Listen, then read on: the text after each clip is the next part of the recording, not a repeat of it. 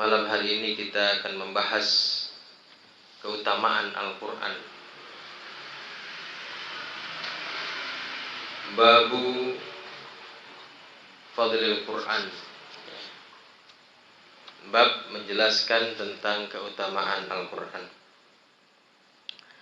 Akhrajal Baihaqi an Abi Hurairah radhiyallahu ta'ala anhu qala qala Rasulullah sallallahu alaihi wasallam fadlul Qur'ani ala sairil kalam ka fadlir rahmani ala sairi khalqih.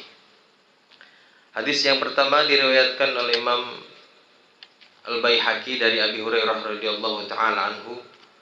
Beliau berkata, Rasulullah sallallahu alaihi wasallam bersabda, kata Kanjeng Nabi, keutamaan Al-Quran itu ala sairil kalam, atas seluruh perkataan, kafadlir rahman, itu seperti keutamaan Allah subhanahu wa ta'ala ala sairi khalqihi, atas seluruh makhluknya ya.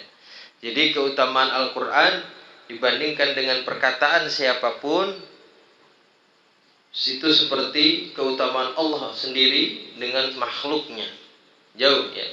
Karena Al-Quran sendiri termasuknya qadim.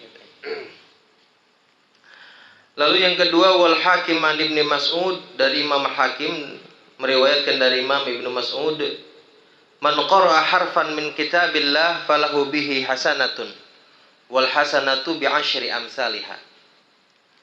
Barang siapa yang membaca satu huruf dari Al-Quran, dari kitabillah yaitu Al-Quran, falahu bihi hasanah, maka baginya satu kebaikan.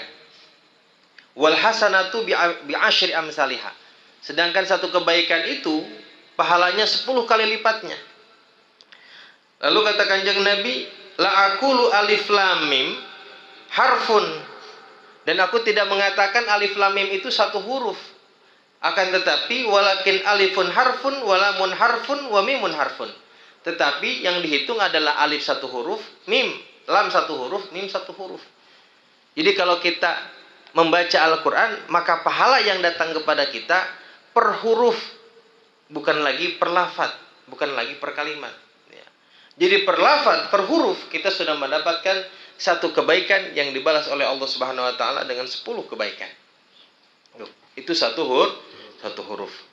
Makanya ketika membaca Al-Quran, jangan buru-buru ya. Kadang-kadang baca Al-Quran pengennya buru-buru, udah membacaannya kurang tapi lancar, buru-buru ya.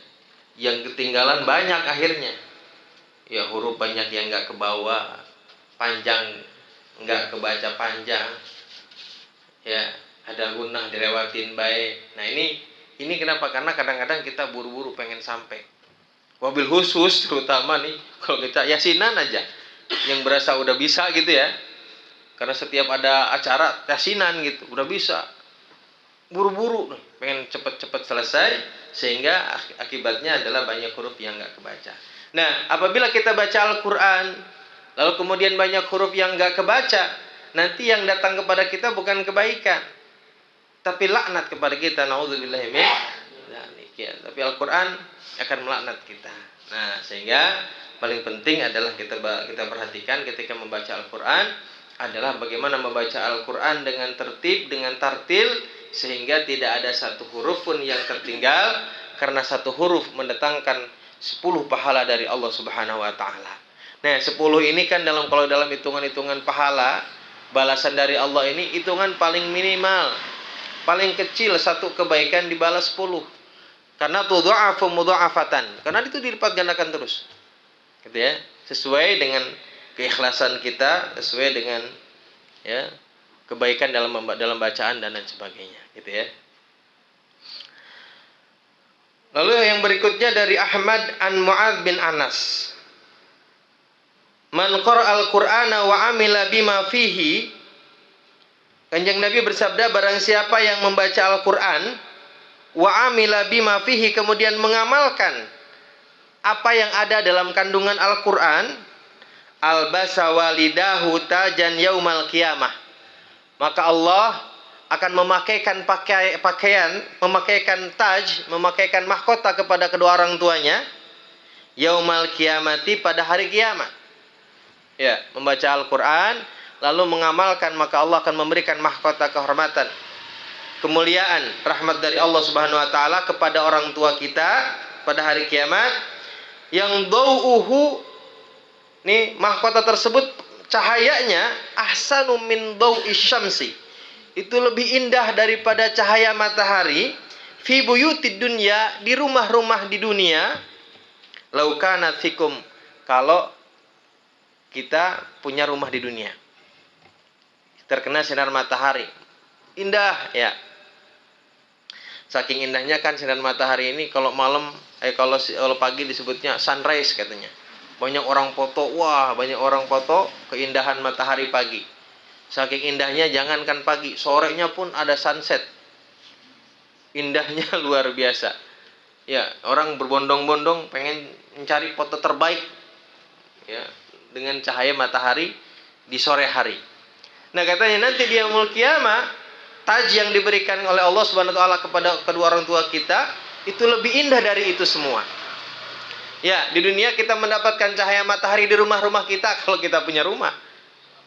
Ya kan? Ya. Tapi dengan membaca Al-Qur'an, Allah akan pakaikan itu mahkota yang indahnya sedemikian rupa. Fama dhannukum billadzi amila biha. Lalu kata Kanjeng Nabi, kalau orang tua kita dipakaikan mahkota dengan mahkota yang begitu indah karena bacaan Al-Quran, anaknya yang lalu mengamalkan isi kandungan Al-Qurannya, bagaimana pahala yang Allah berikan, balasan yang Allah berikan kepada orang yang membacanya itu sendiri. Ya, kita yang bacanya bagaimana pahalanya? Nah, orang tua kita aja begitu rupa balasan dari Allah, bagaimana dengan orang yang membaca lalu mengamalkannya? Seagung apa pahala yang Allah akan berikan kepada kita. Ya, amin ya rabbal alamin. Nah, tentunya kan ini adalah bacaan-bacaan Al-Qur'an ini dimulai dari kita mau nggak baca Al-Qur'an. Gitu ya. Kalau misalnya kita merasa baca Al-Qur'an kita kurang bagus, dikit-dikit kita belajar. Ya, sekarang mah kan nih di usia kita, wah katanya malu ya dilihat orang. Ada YouTube. Bisa belajar sendiri ya, diperbaiki, nanti kurang-kurangnya nanya sama YouTube. Juga jangan percaya amat, kadang-kadang kan sebetulnya YouTube-nya mah bener, kuping kitanya kadang-kadang ya. Nah, nanti tanya bener nggak bacaan kita nih. Kalau udah bener, udah menurut kita sama dengan apa yang kita tonton, apa yang kita perdengarkan tuh, tanya tuh. Lalu tanya hukum ini apa, hukum itu, sehingga kita sedikit-sedikit akhirnya menjadi tahu, menjadi bisa gitu ya. Wa Ahmad an Tamim. Lalu yang berikutnya hadis yang diriwayatkan oleh Imam Ahmad dari Tamim. Kata Kanjeng Nabi, man qara'a bi mi'ata ayatin fi lailatin kutiba lahu kunutu lailatin. Ya. Barang siapa yang membaca 100 ayat dari Al-Quran filailatin, dalam satu malam. Jadi satu malam kita baca 100 ayat nih, maka Allah catatkan kepadanya kutiba lahu kunutu lailatin. Maka Allah catatkan kepadanya seolah-olah kita beribadah satu malam penuh. Jadi kita baca 100 ayat sama dengan ibadah semalaman pahalanya tuh. Ya, 100 ayat itu enggak banyak kok. Enggak banyak-banyak amat. Ya. Lah surat Al-Kahfi dah 100 ayat itu. Al-Kahfi itu kan 110 ayat. Ya, Al-Kahfi ya. Mungkin sekitar 7 lembar kali gitu ya. Ya, 14 halaman lah gitu. 1,5 juz lebih sedikit. Ya, tapi kan tergantung juga, kalau ayatnya ayat juz amma mah pendek-pendek. Gitu ya. 100 ayat. Gitu ya. Jadi baca 100 ayat satu malam, pada satu malam itu sama pahalanya, sama seperti kita ibadah sepanjang malam. Lalu yang kedua, yang berikutnya wal Hakim Nabi Hurairah, dari Imam Al-Hakim meriwayatkan dari Imam Abu Hurairah, man qara'a fi lailatin mi'ata ayatin. Barang siapa yang membaca dalam satu malam mi'ata ayatin 100 ayat, lam yuktab minal ghafilin, maka ia tidak akan dicatatkan sebagai orang-orang yang lalai. Ya, membaca 100 ayat. Kita tidak dicatat oleh Allah Subhanahu wa taala sebagai orang yang lalai. Tapi ini jangan satu kali kita baca besoknya nggak baca-baca lagi, udah kita sudah termasuk orang-orang yang tidak lalai sih, gitu ya. Bukan begitu ya. Ya. Karena kita kalau sudah mau menyempatkan diri membaca 100 ayat setiap malam, ya biasanya kita pun juga kemudian punya semangat untuk membacanya berikutnya lagi. Besoknya lagi. Sehingga apa? Sehingga kita dijadikan oleh Allah Subhanahu wa taala sebagai orang-orang yang senantiasa ingat kepada Allah Subhanahu wa taala. Enggak lalai gitu ya. Nah, membaca Al-Qur'an. Waktunya kapan? Ya pokoknya malam. Malam itu begitu tenggelam matahari, itu namanya malam. Masuk waktu maghrib, sudah masuk waktu malam. Ya, kapan selesainya malam? Nanti terbit matahari. Nah, gitu. Itu namanya malam. Jadi boleh habis maghrib, boleh, itu sudah malam. Habis subuh juga boleh. Ya. Ya kalau misalnya yang biasanya insomnia, ya susah tidur malam, bacain Al-Qur'an malamnya. Ya sudahlah susah tidur, insomnia, jangan lihat HP. Lihat HP yang bikin kita nggak mau merem. Ya. Baca Quran, salah merem. Ya, gitu ya. Nah, bisa malam ya malam, bisa pagi misalnya meleknya pagi subuh. Biasanya kalau saya habis isya kalau baca Quran ngantuk mulu, ya habis subuh berarti. Habis subuh tuh sambil menjelang siang itu kan ya. Menjelang siang siap-siap kita ya, mau kerja mau apa gitu. Sampai waktu isyraq atau waktu duha tuh nikmat banget itu. Jadi bangunnya pagi, jam 3 bangun, jam setengah 4 bangun atau subuh udah bangun. Setengah 5 mandi itu udah siap-siap sholat subuh kalau macam mandi baca Quran itu sampai pagi gitu ya. Itu kalau yang punya waktu, misalnya Bang Kojut kan punya waktu banyak.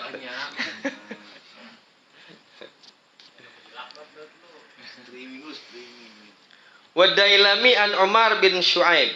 Lalu yang berikutnya dari Imam Ad-Dailami meriwayatkan dari Amr bin Shu'aib, idza khatamal abdul Qur'ana, ketika seorang hamba menghatamkan Al-Qur'an, shalla alaihi inda khatmihi situna alfa malakin.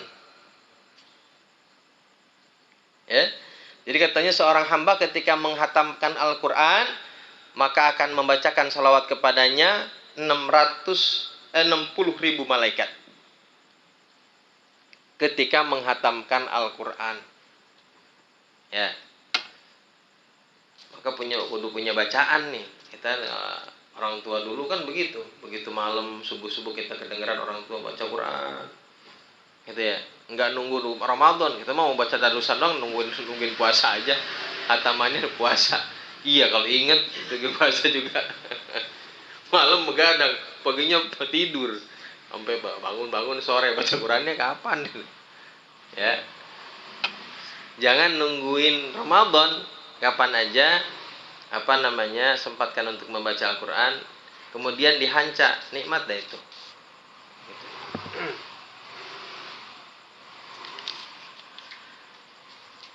Terus gimana cara membangkitkan kesenangan kita untuk membaca Al-Qur'an gitu ya? Memang harus dipaksakan awalnya, nggak ada orang ujug-ujug ibadah, ujug-ujug enak, nggak ada. Ibadah itu nggak enak. Ya, kita misalnya membaca HP nih setengah jam ya, sebentaran doang nggak berasa. Baca Quran mah 5 menit, perasaan udah lama banget. Iya, aslinya aja. Emang begitu. Ya, 5 menit udah lama banget, apalagi baca setengah jam. Udah perasaan ibadah paling hebat udah. Itu ya, saking beratnya ibadah itu. Jadi nggak ada yang nikmat kecuali nikmat itu kita yang menciptakan. Dengan cara apa? Dengan cara membiasakan. Karena kalau nggak dibiasain, nggak dipaksain, ya kapan enaknya orang. Terus saya mau, gue bingung sholat nggak pernah enak katanya. Ya, sholatnya jarang-jarang gimana mau enak sih? Gitu ya. Saya membaca Quran juga. Kalau mau enak ya paksain. Dikit-dikit. Lalu kemudian kalau baca Quran, jangan pengen buru-buru. Ya, baca Quran buat sendiri sih. Jangan buru-buru. Jangan hatam yang dikejar. Yang penting bacaan kita, ya, yang kejar tuh bacaan kita bagusin, dikit-dikit salah ulang lagi, nggak ada yang negor sih. Salah baca ulang lagi, gitu ya, sedikit-sedikit, gitu ya. Jadi jangan mengejar hatam, tapi mengejar baik dalam bacaan. Karena yang mendatangkan pahala yang banyak itu adalah baik dalam bacaan. Lalu hadis yang berikut adalah dari Imam Abu Dawud wan Nasai. Imam Abu Dawud dan Imam An-Nasai meriwayatkan dari Anas, Rasulullah bersabda, "Mathalul mu'mini alladzi yaqra'ul Qur'ana." Perumpamaan orang yang beriman yang membaca Al-Qur'an, kamatsalil utruj, katanya. Itu seperti buah jeruk. Rihuha thayyibun, wanginya enak jeruk itu. Wa ta'amuha thayyibun, rasanya juga enak. Ya. Wa mathalul mu'min alladzi la yaqra'ul Qur'an. Lalu perumpamaan orang yang beriman tapi enggak baca Quran, itu kamatsalit tamrati ta'amuha thayyibun wa la rihalaha. Itu sama-sama seperti korma, katanya. Rasanya enak tapi enggak ada wanginya. Korma kan enggak ada wanginya, enggak semerbak gitu. Walaupun ada wangi perlu dicium deket. Begini wanginya korma, gitu kan ya. Enggak ada wanginya tapi enak. Itu seperti orang yang beriman tapi enggak baca Quran. Wa mathalul fajiru alladzi yaqra'ul Qur'an kamatsalir rihanati rihuha thayyibun wa ta'muha murrun. Perumpamaan orang fajir itu orang yang jahat yang tidak membaca Quran, itu seperti minyak wangi. Ngaku beriman, ya, tapi nggak mau baca Quran. Tapi fajir, juga fajir itu berarti ahli maksiat. Itu seperti raihanah, katanya. Seperti minyak wangi. Wanginya mau semerbak. Tapi kalau dicicipin pahit. Rasanya pahit. Wa masalul fajirul ladzi la yaqra'ul Qur'an. Oh, ini yang membaca Quran tadi ya. Orang jahat tapi baca Quran. Itu sama seperti minyak wangi. Ya. Ahli maksiat tapi baca Quran, sama kayak minyak wangi, baunya doang enak. Kelihatannya bagus, tapi rasanya enggak enak. Nah, perumpamaan orang yang jahat yang tidak membaca Quran, kamatsalil hamdalati ta'muha murrun wa la rihalaha. Itu seperti buah yang pahit, katanya. Hamdalah itu ada yang disebut labu pahit. Mungkin kalau di kita pare gitu ya. Kayak pare. Jadi rasanya pahit, enggak ada baunya. Udah pahit, baunya pun enggak enak. Langu. Itu seperti perumpamaan orang yang sudahlah dia jahat, tukang maksiat misalnya, dan tidak mau baca Quran. Wa mathalul jalisi shalihin kamathali sahibil miski illam yusibka minhu syai'un asabaka min rihi, katanya. Ya. Dan perumpamaan orang yang bergaul dengan orang yang soleh, berkawan dengan orang yang soleh, itu seperti pemilik minyak wangi. Kita bergaul sama orang yang jual minyak wangi, sama orang yang punya minyak wangi, gitu. Kalau minyak wanginya nggak kena sama kita nih, nggak bersentuhan dengan kita, tapi paling tidak kita dapat wanginya. Ya. Illam yusibka minhu syai'un, kalau minyak wanginya tidak menyentuh kita, tidak terkena mengenai kita, asabaka min rihi, paling tidak wanginya kecium oleh kita. Wanginya kita dapat, walaupun kita nggak dapat minyak wanginya. Ya, kalau kita bergaul sama orang yang punya minyak wangi, gitu. Wa mathalul jalisi su, adapun perumpamaan orang yang duduk bergaul dengan orang yang buruk, yang ahli maksiat, itu kamatsalil sahibil kir illam yusibka min syararihi syai'un asabaka min dukhanihi. Sama seperti orang yang bergaul dengan pandai besi, gitu. Ya. Kalaupun kita tidak terkena keburukannya, keburukan itu misalnya tidak terkena cipratan apinya, ya, enggak keberisikan dengan suara takolan-takolannya gitu. Ya. Tapi paling tidak pasti, katanya, asabaka min dukhanatihi, kita pasti kena asapnya. Ya. Pasti kena asapnya, pasti kena hawa panasnya. Kalau kita bergaul dengan pandai pandai besi gitu ya. Pandai besi itu tukang bikin senjata dulu, makan gedok-gedok gitu ya. Pasti kan ada pembakaran, ada berisik segala macam. Nah, itu perumpamaan-perumpamaan ini paling tidak kita sebagai orang yang beriman kepada Allah dan Rasulnya menyempatkan diri belajar untuk bisa membaca Al-Quran. Lalu hadis yang berikut dari Imam Ahmad an Abi Hurairah, man istama ila ayatin min kitabillahi kutibat lahu hasanatun mudha'afatun. Nih, barang siapa yang mendengarkan, kalau tadi membaca, sekarang mendengarkan. Jadi ada sami'a, orang itu kan ada mendengarkan, ada dua. Ada orang yang mendengar sama mendengarkan. Kalau mendengarkan itu kayak gini nih, ngaji, itu dengerin. Memang maksud mendengarkan. Tapi kalau denger, itu orang yang hanya mendengar tanpa maksud untuk mendengar. Ya, kita lagi lewat, orang lagi ngaji, denger mah denger, tapi nggak maksud untuk memperdengarkan. Ya, tapi kalau istama'a, mendengarkan. Ya. Barang siapa yang mendengarkan bacaan satu ayat Al-Quran, kutibat lahu hasanatun mudha'afatun, maka dicatatkan baginya satu kebaikan yang dilipat gandakan pahalanya. Itu kalau kita mau dengerin. Ya, dengerin aja dapat pahala. Bagaimana kalau kita mau baca? Nah, kalau kita misalnya kebacaan kurang bisa atau belum bisa baca, mau dengerin orang baca, pahalanya sama, satu huruf, satu kebaikan, dibalas dengan 10 kebaikan. Itu yang mendengarkan.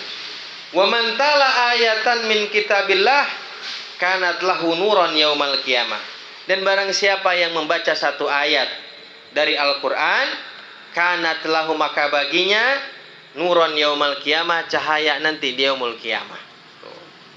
Jadi yang mendengarkan dapat pahala, yang membaca mendapatkan keagungan dari Allah Subhanahu wa taala. Ayat yang kita baca menjadi cahaya yang menerangi kita di hari kiamat.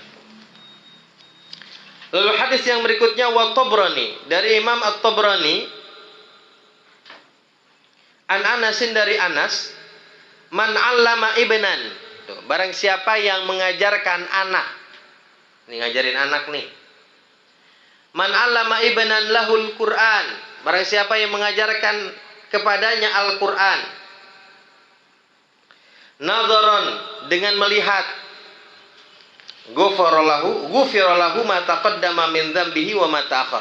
Maka diampuni dosa-dosanya yang terdahulu dan yang akan datang.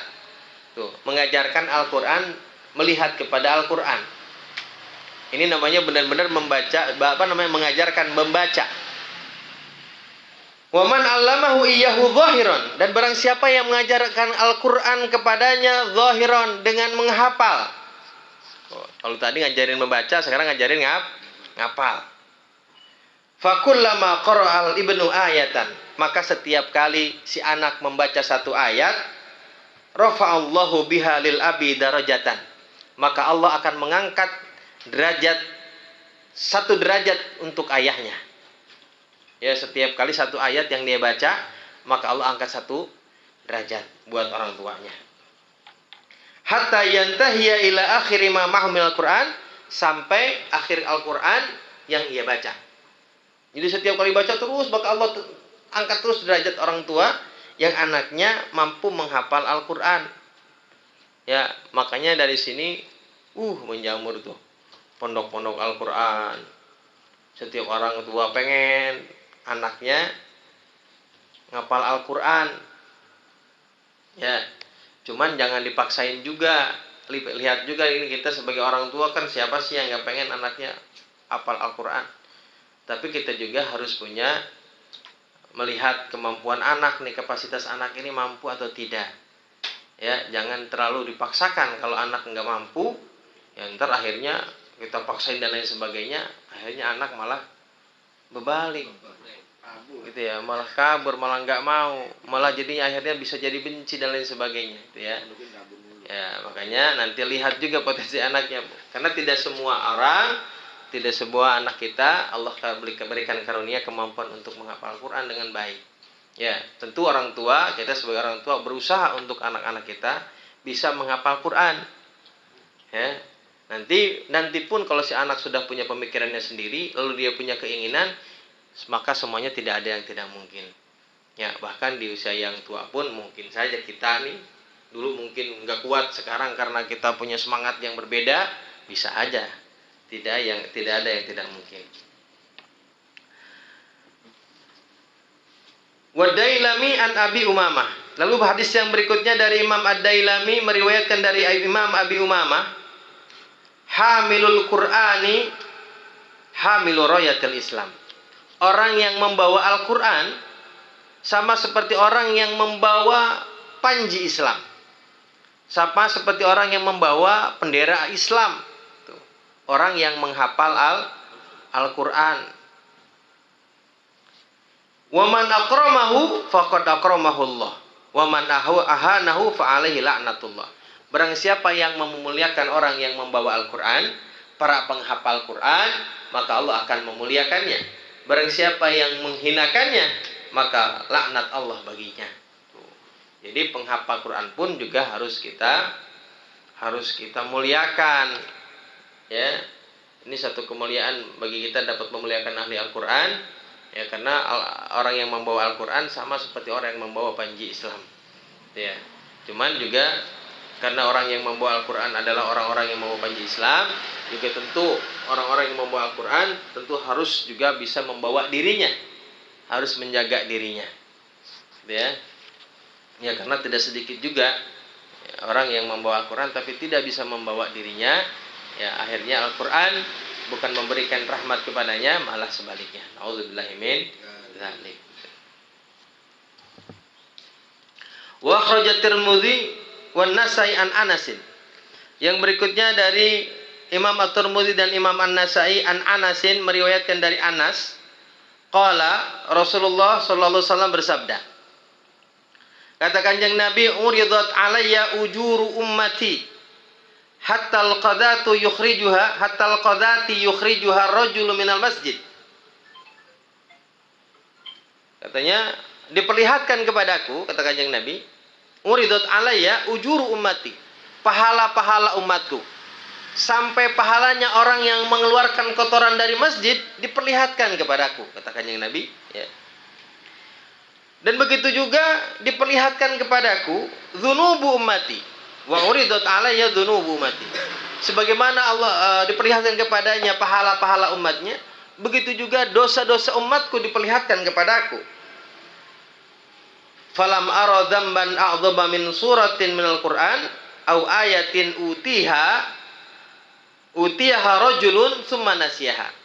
Dan tidak ada katanya dosa yang paling besar yang aku lihat daripada satu surat dari Al-Qur'an atau satu ayat dari Al-Qur'an yang diberikan kepada seorang laki-laki, kepada seseorang yang beriman. Diberikan maknanya adalah yang dihafal oleh seseorang, summa nasiyaha, kemudian dia lupakan. Nah, ini dosa banget, dosa besar nih kita ngapal Al-Qur'an, hafal 1-2 ayat Al-Qur'an, apalagi hafal 1 surat Al-Qur'an, kemudian kita lupa. Aduh, dosa banget itu. Dosa. Kita sudah hafal Quran, 1 ayat ataupun 1 surat, lalu kita lupakan.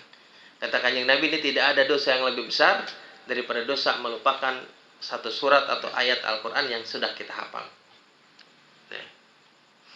Jadi kalau kemarin kita sudah ada surat-surat yang kita hafal kemudian lupa, ya sama-sama kita ulang lagi. Dosa banget ini. Ya, lagi kecil kita belajar juz amah kita hafalin, kata lagi sana gitu. Yasin kita hafal sekarang, aduh. Kan banyak banget itu. Sekarang kalau tanya juz amah pernah hafal? Yang hafal sekarang ya berapa surat doang. Gitu ya. Allahu Akbar.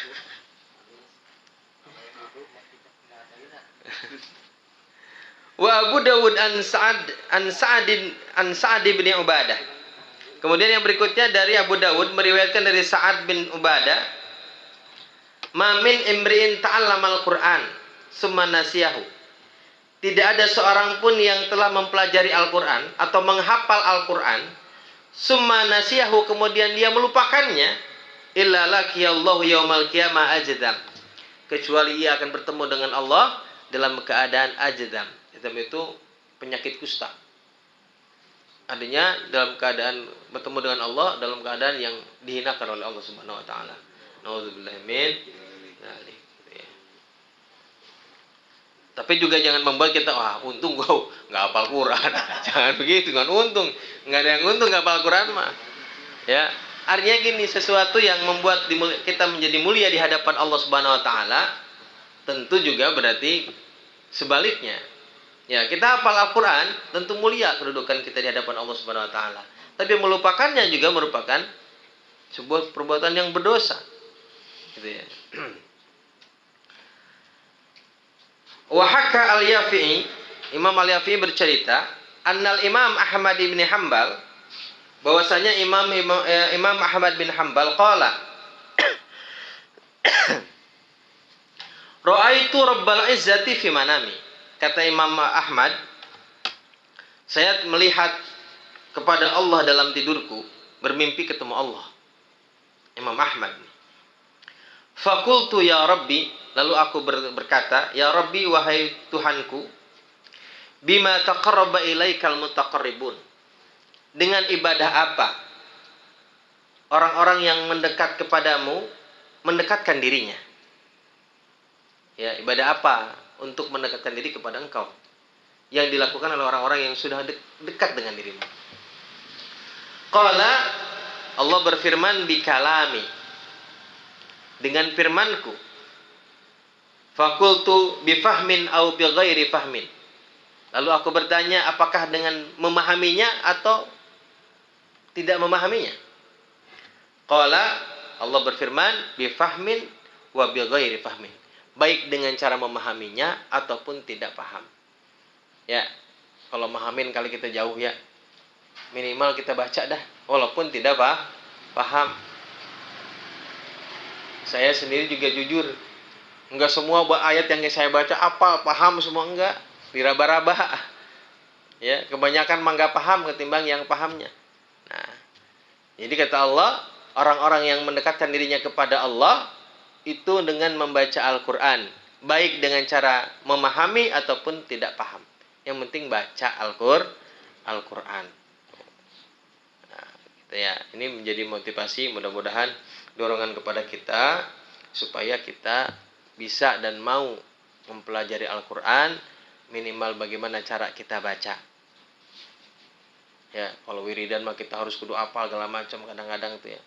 Karena ibadah yang paling afdol itu adalah membaca Al-Quran daripada aurad-aurad yang tidak dibatasi, aurad-aurad yang umum yang tidak dibatasi oleh waktu dan tempat. Kecuali aurad-aurad yang mana lebih afdal dengan wiridan ini dan itu. Aurad-aurad atau wiridan yang dibatasi oleh waktu, misalnya ada bacaan ini dibaca di waktu ini, nah itu lebih afdal itu. Ya, tetapi dibandingkan dengan aurad-aurad yang tidak ada waktu dan tempatnya, maka membaca Al-Quran lebih afdal. Ya, misalnya kita bangun malam dan lain sebagainya, baca apaan kita bingung nih, baca Quran. Ya, misalnya Pak Mumu nih tahajud bangun jam 3, ngaji segala macam, tahajud udah capek, mau ngapain lagi nih ya? Ya, setelah boto kobong aman misalnya gitu ya. Misalnya gitu ya. Baca Quran gitu, sehingga itu sampai subuh itu Masya Allah itu pahala semua gitu ya. Jadi itu adalah cara-cara orang-orang yang mendekatkan dirinya kepada Allah adalah dengan cara membaca Al-Quran. Mari kita sama-sama menggalakkan Al-Quran, bukan hanya buat anak-anak kita nih ya. Jadi kalau kita ngajarin anak nih baca Quran, ngajarin Iqra segala macam, kita juga harus meraba dan belajar tuh ya. Jangan malu-malu ya, kalau malu ya diri sendiri aja dulu, baca dulu, nanti memperbaikinya, memperdengarkan kepada orang-orang yang sekiranya bisa membantu kita. Toh sekarang mah untuk yang membaca Al-Quran mah banyak sekali orang yang bisa baca Al-Quran. Ya tentu kalau kita pengen lebih baik lagi, ya bacalah kepada yang jelas sudah bisa Al-Quran, jelas mampu untuk mengajarkan kita Al-Quran. Gitu ya. Allahu a'lam bishawab.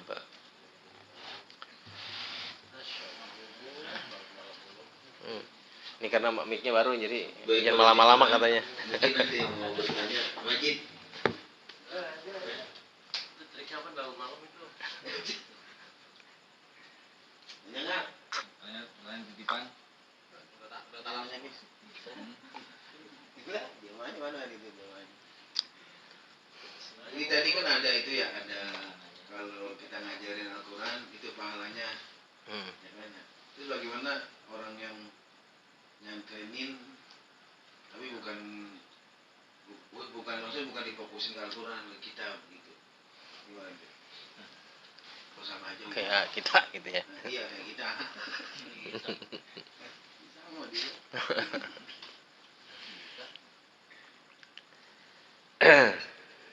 Ya. Jadi apa tadi pahala mengajarkan Al-Qur'an gitu. Terus kemudian bagaimana dengan menyantrenin Al-Qur'an apa?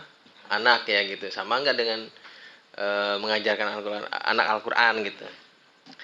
Ya pada dasarnya sama gitu ya. Kan orang tua pun misalnya gini. Sekarang ini kan orang tua gue kayaknya ngajarin anak nggak bisa nih.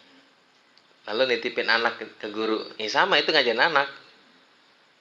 Ya itu namanya memberikan pengajaran kepada anak.